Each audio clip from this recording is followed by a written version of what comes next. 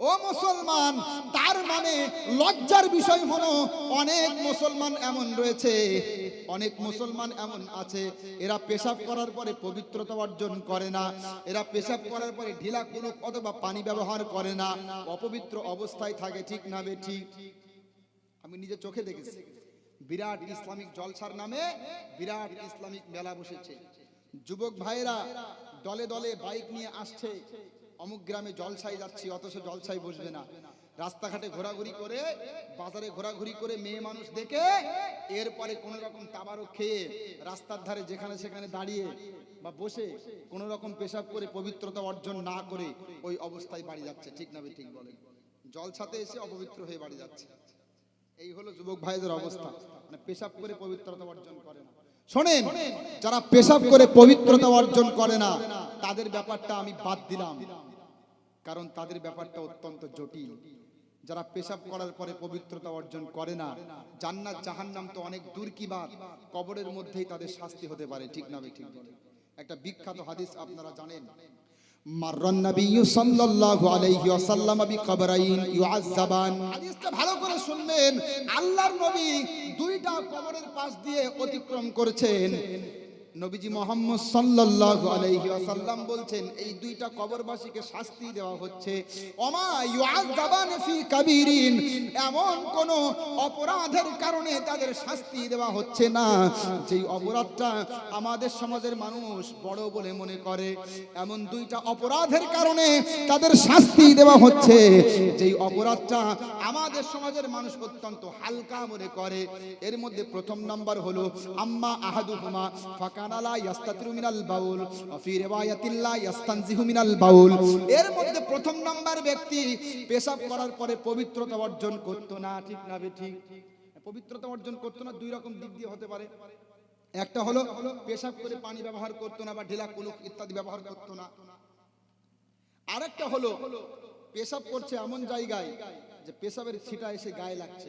এই দুইটা ব্যাখ্যায় দিয়েছে মুহাদ্দিসিনে কেরাম। এই দুইটা কারণে অনেক মানুষ জাহান্নামে যাবে। তাহলে পেশাব থেকে পবিত্রতা অর্জন করবেন তো। দ্বিতীয় নাম্বার যাদেরকে এই হাদিসের মধ্যে জাহান্নামী বলা হলো বা কবরে শাস্তি দেওয়া হচ্ছে বলে বলা হলো, আম্মাল আখর ফাকানা ইয়ামশি বিন নামিমা। দ্বিতীয় নাম্বার যেই ব্যক্তি চগলখড়ি করে বেড়ায়। আচ্ছা, আপনাদের সমাজে চগলখড় আছে না নেই? পিছনে কথা লাগালাগি করা, একের কথা অন্যের সাথে লাগিয়ে দিয়ে সমাজে ক্যাসাল বাঁধানো, এমন করে না করে না? গীবত করে মুরব্বী? এখন তো মাশাআল্লাহ গীবত করার আবার বৈধ পদ্ধতি অবলম্বন করেছে। কি বৈধ পদ্ধতি কিরকম জানেন? ওদের দৃষ্টিতে বৈধ, আমি ইসলামের শরীয়তের আলোকে বলছি না। মুরব্বী মানুষ, মুখে দাড়ি, মাথায় টুপি, এখন যদি গীবত করে তাহলে মানুষে খারাপ বলবে। এই জন্য চায়ের দোকানে পানের দোকানে বসে বলে, বললে তো গীবত হয়ে যায় তারপরেও বলি। এটা বলে গীবত শুরু করছে। কেন জানেন? মানুষ মনে করবে তার মানে ও ব্যক্তিরা খুব ভালো মানুষ, গীবত করে না, তবে এখন একটু বাধ্য হয়ে মনে হয় কিছু কথা বলছে। তার মানে এটা প্রসেস, হালাল করার প্রসেস হয়ে গেল। ঠিক না? বললে তো গীবত হয়ে যায় তারপরেও বলি। ও মুসলমান, বললে যদি গীবত হয়ে যায় তাহলে আর বলবেন না, কারণ গীবত হলো কবিরা গুনাহ। যেই ব্যক্তি গীবত করবে ওই ব্যক্তির ঠিকানা হবে জাহান্নাম। কথাকার মহান আল্লাহ বলছেন, ওয়ালা ইয়াগতাব বা'দুকুম বা'দা আইয়ুহিব্বু আহাদুকুম আন ইয়াকুলা লাহমা আখিহি মাইতাও ফাকারিহতুমু ওয়াত্তাকুল্লাহ। সূরাতুল আল হুজরাত 26 নম্বর পারা 16 নম্বর পৃষ্ঠা, দ্বিতীয় নম্বর রুকুর 12 নম্বর আয়াত। ভালো করে শোনেন, আমার আল্লাহ বলছে তোমাদের মধ্যে কেউ যেন কারো গীবত না করে। কেউ কি চায় তার আপন মৃত ভাইয়ের গায়ের গোশত কেটে খাবে? কেউ কি চায়? কারোর ভাইজানটা ইন্তেকাল করলো, কারোর ভাইটা ইন্তেকাল করলো, দাফন কাফন না করে তার মাংস কেটে খেয়ে ফেলবে, এটা কি হবে? কেউ করবে এমনটা? কেউ করবে? তো বলছে কেউ যদি কারোর গীবত করে সে যেন তার মাংস চিবিয়ে খেলো, মাংস কেটে খেলো। বলেন নাউযুবিল্লাহি মিন যালিক। এই ভালো করে লক্ষ্য করেন, আয়াতের শেষে আল্লাহ ইত্তাকিল্লাহ শব্দ লাগিয়েছে। আমি যখন কোরআনটা নিয়ে পড়ি তখন একটু গবেষণা নিয়েতে পড়ি, শুধু পড়ি না, একটু গবেষণা করার চেষ্টা করি। তো আমি দেখেছি আল্লাহ কোরআনের অনেক আয়াতের শেষে ইত্তাকিল্লাহ শব্দ দিয়েছে, বুঝলেন? তো আমি চিন্তা করলাম যে ইত্তাকিল্লাহ শব্দ যে আল্লাহ যে সমস্ত আয়াতের শেষে লাগিয়েছেন, এর কারণগুলো কি? বিভিন্ন কারণ থাকতে পারে। আমি যে একটা কারণ ধরতে পারলাম, ইত্তাকিল্লাহ অর্থাৎ আল্লাহকে ভয় করো, বা ওয়াত্তাকুল্লাহ আল্লাহকে ভয় করো। আল্লাহ ওই সমস্ত আয়াতের শেষে লাগিয়েছেন যেখানে আল্লাহর ভয় ছাড়া গুনাহ থেকে বাঁচা সম্ভব না। যেমন গীবত। আপনি আমার পাশে বসে আছেন, আমি আপনাকে ধোয়া তুলসীর পাতা মনে করছি, কোনো কিছুই বলবো না, কিন্তু আপনি এখন যদি এখান থেকে উঠে যান, আমি দু পাঁচ কথা বললেও বলতে পারি, ঠিক না বেঠিক? এটাই তো হয় গীবতে, ঠিক না? তার মানে আপনি যত সময় পর্যন্ত আমার সামনে আছেন, আপনার ব্যক্তিত্ববোধ মর্যাদা আমার মধ্যে রয়েছে, আপনার ভয় আমার মধ্যে রয়েছে, এই জন্য কিছু বলছি না। কিন্তু আপনি যখন এখান থেকে উঠে চলে যাচ্ছেন, তখন আমি আপনার পিছনে বলছি, তাহলে বোঝা গেল আমার ভিতরে আপনার ভয় আছে, কিন্তু আমার ভিতরে নেই কার ভয়? আল্লাহর ভয়। কারণ আল্লাহর ভয় যদি থাকতো তাহলে আমরা গীবত করতাম না। কারণ আপনি আমার সামনে নেই তো কি হয়েছে? আপনি হয়তো দেখতে পাচ্ছেন না, কিন্তু আমার আল্লাহ তো দেখছে, ঠিক না বেঠিক? ঠিক না? এখান থেকে কিন্তু বোঝা গেল যে গীবতটা করে তারাই যাদের ভিতরে আল্লাহর ভয় নেই। কারণ আপনার সামনে গীবত করছি না, আপনার ভয় আমার অন্তরে আছে, কিন্তু আপনি চলে গেলে গীবত করছি, তার মানে আল্লাহর ভয় নেই। যদি আল্লাহর ভয় থাকতো তাহলে একবার হলেও ভাবতাম ওই ব্যক্তি আমাকে দেখছে না, ঠিক আছে, কিন্তু আমার আল্লাহ তো আমাকে দেখছে, ঠিক না বেঠিক? এজন্য বলছেন, যাদের হৃদয়ে আছে আল্লাহর ভয়, তারা কভু পথ ভুলে যায় না। আল্লাহর প্রেম ছাড়া এই দুনিয়ায় কারো কাছে কোনো কিছু চাই না। যাদের হৃদয়ে আছে আল্লাহর ভয়, তারা কভু পথ ভুলে যায় না। আল্লাহর প্রেম ছাড়া এই দুনিয়ায়। কথাটা কিন্তু আদৌ সত্যি। আপনি বদ্ধ কামরাতে আছেন, বদ্ধ কামরাতে থেকে আপনি নোংরা ফিল্ম দেখছেন, নোংরা ভিডিও দেখছেন, আল্লাহর ভয় যদি অন্তরে থাকে কখনোই দেখবেন না, কারণ কেউ দেখছে না, কিন্তু দেখছে কে? এজন্যই বলছে, যাদের হৃদয়ে আছে আল্লাহর ভয়, তারা কভু পথ ভুলে যায় না। আল্লাহর প্রেম ছাড়া এই দুনিয়ায় কারো কাছে কোনো কিছু চাই না। রাতের আধারে যারা সেজদাতে রয়, দু চোখের অশ্রুতে নদী যেন বয়। রাতের আধারে যারা সেজদাতে রয়, দু চোখের অশ্রুতে নদী যেন বয়। ছলনার হাতছানি যতই আসুক, ছলনার হাতছানি যতই আসুক, পিছনে ফিরেও তাকাই না। আল্লাহর প্রেম ছাড়া এই দুনিয়ায় কারো কাছে কোনো কিছু চাই না। যাদের হৃদয়ে আছে আল্লাহর ভয়, তারা কভু পথ ভুলে যায় না। আল্লাহর প্রেম ছাড়া এই দুনিয়ায় কারো কাছে কোনো কিছু চাই না। আল্লাহর সাথে যদি মহব্বত হয়ে যায়, দুনিয়ায় আর কারো মহব্বত দরকার আছে নাকি ভাই? দুনিয়ার মানুষের মহব্বত দরকার থাকে, কিন্তু আল্লাহর সাথে যে মহব্বতটা, এটাই হলো প্রকৃত মহব্বত, ঠিক না ঠিক বলে?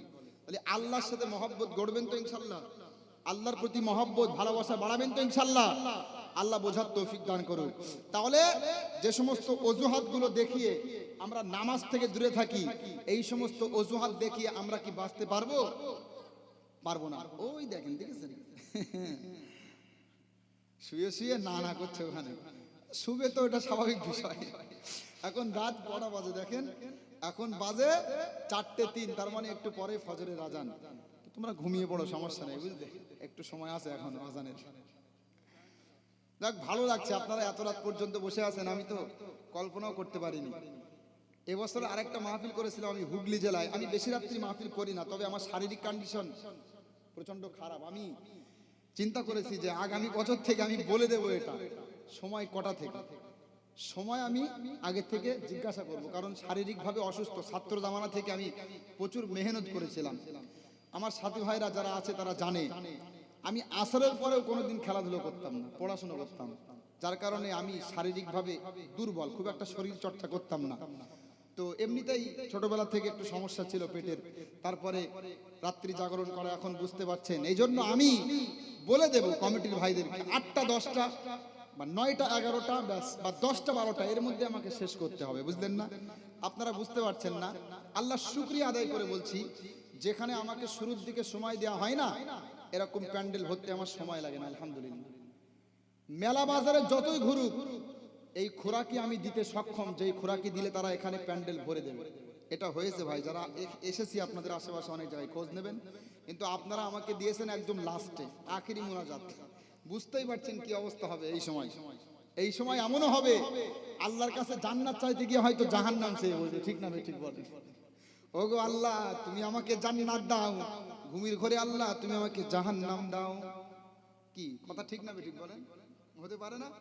শুরুর দিকে দিয়ে দেখবেন কখনো, ইনশাআল্লাহ এরকম মাঠ ভরে দেবো ইনশাআল্লাহ, আল্লাহ যদি চায়। আল্লাহ শুকরিয়া, আল্লাহর কোরআন এবং হাদিসের কথা বললে আমি দেখেছি মানুষ ছাড়া দেয়। আমার নিজস্ব কোনো যোগ্যতা নেই, হ্যাংলা পাতলার একটা মানুষ, কিন্তু মানুষ আমার বক্তব্য শোনে, তার একটাই কারণ, সেটা হলো আমি হাদিস এবং কোরআনের বাইরে কোনো কথা বলি না। যেটা বলি হাদিস কোরআন থেকে বলার চেষ্টা করি। এজন্য বলছি বাচ্চারা, আমি খুশি হয়েছি তোমরা রিপ্লাই করেছো, তোমরা ঘুমিয়ে ঘুমিয়ে উত্তর দাও। আল্লাহর মহব্বত দরকার আছে না নেই? আছে তো? তাহলে পাবজি ফ্রি ফায়ার খেলবে তো কালকে থেকে নাকি?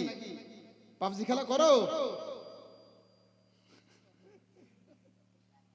ফ্রি ফায়ার খেলে, দেখেছেন কত বড় শয়তান। আমি জিজ্ঞাসা করলাম পাবজি খেলো, বলছেন না, বলছে ফ্রি ফায়ার খেলি, বুঝলেন না?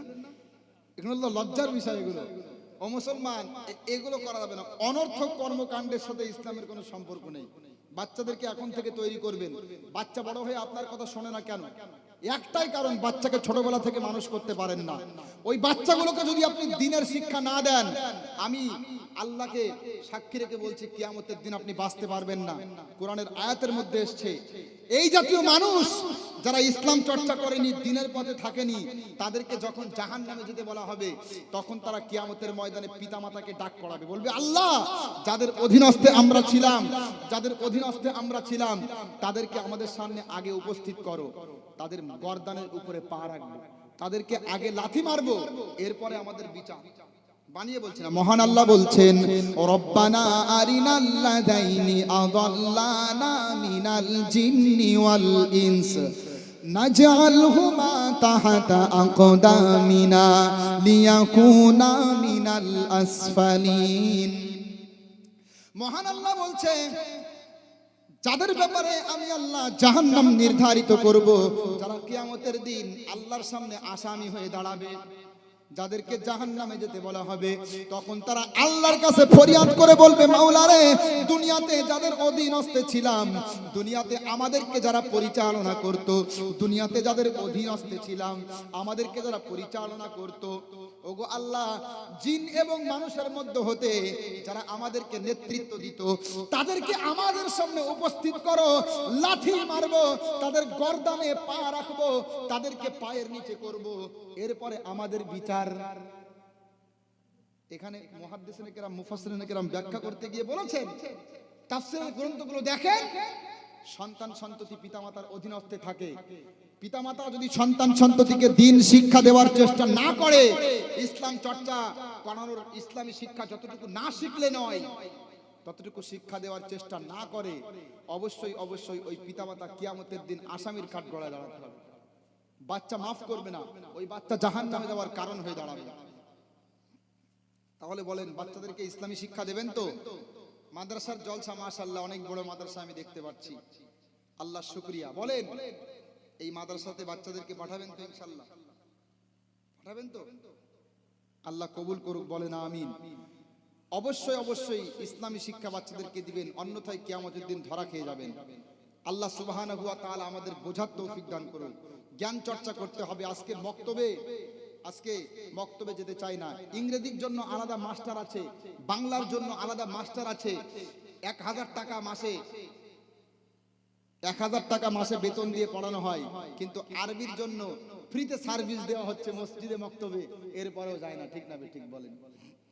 তাই তো কবি দুঃখের সাথে বলছে, নিয়ম করে বাংলা পড়ো, ইংলিশে বেশ গল্প করো, আরবি এখন হয় না শুধু পড়া, আরবি এখন তোমার কাছে লাগে ভীষণ কড়া, আরবি এখন তোমার কাছে লাগে ভীষণ কড়া। অনার্স তোমার ইংলিশে হয়, নিজেকে জ্ঞানী দাও পরিচয়। অনার্স তোমার ইংলিশে হয়, নিজেকে জ্ঞানী দাও পরিচয়। নাম বলো না এমডি দেওয়া ছাড়া। ইংরেজিতে অনার্স করছে, বুঝলেন, আর নিজেকে মহাপণ্ডিত মনে করছে, আর নামের আগে এমডি লাগাই। এমডি ফুল ফর্ম বলতে কষ্ট হয়, মোহাম্মদ এর জন্য এমডি লাগায় শর্ট ফর্ম, বুঝলেন। আচ্ছা, মাস্টার ডাক্তার থাকলে রাগ করবেন না, আমি কিন্তু এই গজলের মাধ্যমে ওই শ্রেণীর মাস্টার ডাক্তারদের ইঙ্গিত করব যারা কোরআন এবং সুন্নাহের কথা মানুষকে বলে না, যারা আলেম উলামাদেরকে সমর্থন করে না, আলেম উলামাদেরকে ঘৃণা করে, যারা জ্ঞান চর্চা করতে প্রস্তুত হয় না, যারা আলেমদেরকে ছোট নজরে দেখে। আমি তাদের উদ্দেশ্যে বলছি, তাদের স্বভাবটা এমন হয়ে গেছে কি, অনার্স তোমার ইংলিশে হয়, নিজেকে জ্ঞানী দাও পরিচয়। নাম বলো না এমডি দেওয়া ছাড়া। এরপরে কি বলছে জানেন? আরবিটা কেউ পড়ে নাকি, পড়লে বলো হবে বাকি।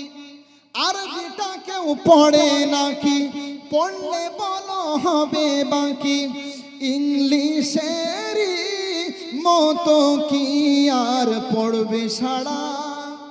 বলছে আরবিটা কেউ পড়ে না, আর পড়লে হবেই বা কি, ইংলিশের মতো তো সাড়া পড়বে না, তাই না? ইংলিশের মতো সাড়া পড়বে? কেউ যদি ইংরেজিতে ঠুসঠাস করে কথা বলে তাহলে বলবে আমাকে ছেলেটা বিশাল ইংরেজি জানে, মাশাআল্লাহ বিরাট জ্ঞানী। কিন্তু আরবি বললে তো আর শিক্ষিত হবে না, তাই না? মাশাআল্লাহ ছোটবেলা থেকে আরবি টু আরবি করেছি, আরবিতে কথাও বলতে পারবো, এরপরেও আমরা সমাজে মূর্খ, কারণ আমরা ইংরেজিতে অতটা দক্ষতা রাখি না যতটা আমরা আরবিতে রাখি। ঠিক না ঠিক বলেন? যদিও সব আলেম একরকম না, আমি কথার কথা বললাম। তো এখন বিষয় হলো, বলছে যে ইংরেজি পড়লে সাড়া পড়বে, আরবি পড়ে হবে নাকি। তারপরে আরো কি বলছে জানেন? হতভাগা দুর্ভাগা আরো কি বলছে জানেন? সে বলছে যে মুহাম্মাদের ধর্ম মানি, আরবি না হয় নাই বা জানি। বলছে মুহাম্মাদের ধর্ম মানি, আরবি নাই জানি। আরবি তো তারা পড়বে কারা? অর্থ করি যার কিছু নাই, অনার্স করার সামর্থ্য নাই, দাওয়াত খেয়ে কোন রকম বাঁচে যারা। তার মানে দাওয়াত খেয়ে যারা কোন রকম বাঁচে, এই হুজুর মুজুর আমরা আছি, আমরা আরবি পড়বো, আমাদের আবার আরবি পড়ার সময় কোথায়? ও ভাইয়া স্পষ্ট বলতে চাই, আমরা আরবি পড়ার কারণে হুজুর হয়েছে। ঠিক না ঠিক বলেন? আমাদের বাপ মার উদ্দেশ্য অনেক ভালো ছিল, আমাদের পিতামাতারা জানতো সন্তানকে যদি মাদ্রাসায় ভর্তি করি, সন্তানকে যদি মাদ্রাসায় ভর্তি করে আলেম বানাই, মসজিদে ইমামতি করে 10,000 টাকার বেশি ইনকাম করতে পারবে না, মাসে 12,000 টাকার বেশি ইনকাম করতে পারবে না। কিন্তু সন্তানকে যদি মাস্টার বানাই, ডাক্তার বানাই, ইঞ্জিনিয়ার বানাই, মাসে হয়তো লক্ষ লক্ষ টাকা ইনকাম করবে। এরপরেও আমাদের পিতামাতারা আমাদেরকে মাদ্রাসায় দিয়েছিল। বলেন তো উদ্দেশ্য ভালো ছিল না ছিল না বলেন? কারণ কি, আমার সন্তানটা কোন রকম খেয়ে পড়ে বাঁচুক, কিন্তু আমার সন্তানের দ্বারা যেন জাতি সঠিক পথের দিক নির্দেশনা পায়। ঠিক না ঠিক বলেন? এই উদ্দেশ্য ছিল ভালো। এরপরে হতভাগাগুলো আরো কি বলছে জানেন? এরা লাস্ট পজিশনে এটাই বলছেন, আরবি না হয় নাই বা জানি, বাংলা কোরআন পড়েছি, আরবি নাই জানলাম, আমি বাংলা কোরআন পড়ে বুঝতে পেরেছি যারা কাফের মুশরিক তারা জাহান্নামে যাবে, আমি আরবি পড়ি না তাই কি, আমি তো মুসলমান, আমি জান্নাতে যাব। বলে না বলেন? তাই বলছে বাংলা কোরআন পড়ে সেদিন জাহান্নামী হবে বেদিন। বাংলা কোরআন পড়ে সেদিন জাহান্নামী হবে বেদিন। সবিস্তারে নিলাম জেনে আবার, আরবি না হয় নাই বা জানি, চিন্তা করুক যারা ঈমান হারা। আরবি এখন তোমার কাছে লাগে ভীষণ কড়া, আরবি এখন তোমার কাছে লাগে ভীষণ কড়া। ঠিক না ঠিক বলেন? তাহলে আরবি কড়া লাগবে না, আরবি শেখার চেষ্টা করবেন তো। মনে রাখবেন একটা আয়াত শোনাই, যারা জানে এবং যারা জানে না, যারা শিক্ষার জন্য চেষ্টা অব্যাহত রেখেছে আর যারা রাখে না, তারা কখনোই আল্লাহর কাছে সমান হতে পারে না। ঠিক না ঠিক বলেন? মহান আল্লাহ বলছেন, কুল হাল ইয়াস্তাবিল্লাযীনা ইয়ালামুনা ওয়াল্লাযীনা লা ইয়ালামুন। মহান আল্লাহ বলছে, হে নবী আপনি বলেন, যারা জানে আর যারা জানে না, যারা জানে আর যারা জানে না, তারা আল্লাহর কাছে সমান হতে পারে না। যারা জ্ঞানী যারা জ্ঞানী নয়, তারা আল্লাহর কাছে কখনোই সমান হতে পারে না। মর্যাদার দিক বিবেচনায়, সম্মানের দিক বিবেচনায় কখনোই তারা উভয় আল্লাহর কাছে সমান হতে পারে না। নিঃসন্দেহে যারা জ্ঞান চর্চা করে, নিঃসন্দেহে যারা ইলম চর্চা করে, অবশ্যই আল্লাহর কাছে তাদের সম্মান অনেক বেশি। ঠিক না ঠিক?